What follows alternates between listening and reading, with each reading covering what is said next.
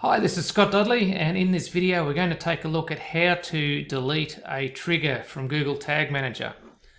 So the first thing that we'll need to do is go to the triggers menu here on the left hand side, and then you're going to choose the trigger that you want to delete.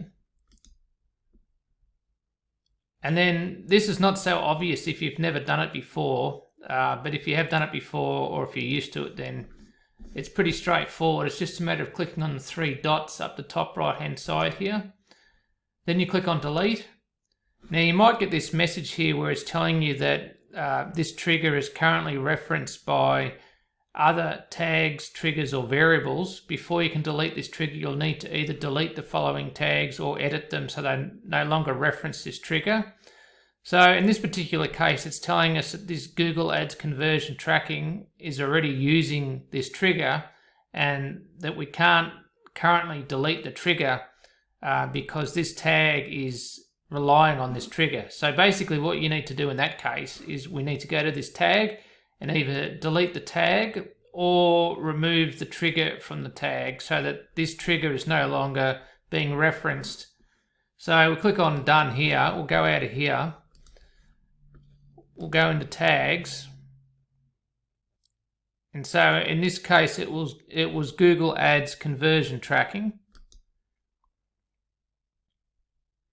And what I could do is click on the pencil here and then click on the minus sign to delete this trigger from the tag. So just to show you, if I click on the minus sign, it disappears, minus sign, it disappears, minus sign, it disappears, minus sign, it disappears. Either that, or if I wanted to delete the tag, then it's just a matter of clicking on the three dots and then delete. And then it wants us to confirm that we want to delete it. We click on delete. So now that trigger is no longer referenced by this tag. So if we go back to the triggers, and then we click on that same trigger and then the three dots up the top and then delete, and then it wants us to confirm again. We click on delete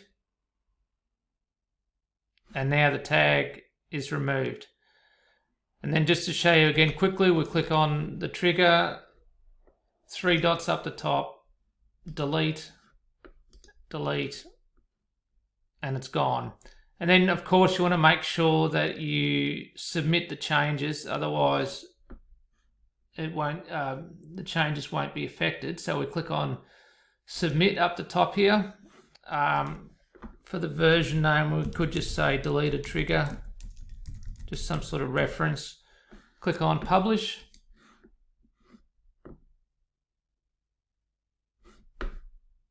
Close that out. Go back to the workspace. Go back to the triggers, and those two triggers that I deleted are now completely disappeared, and the workspace changes is showing at 0, so that's all good to go. So hopefully you found that useful. If you've got any questions, just let me know in the comments. Thanks.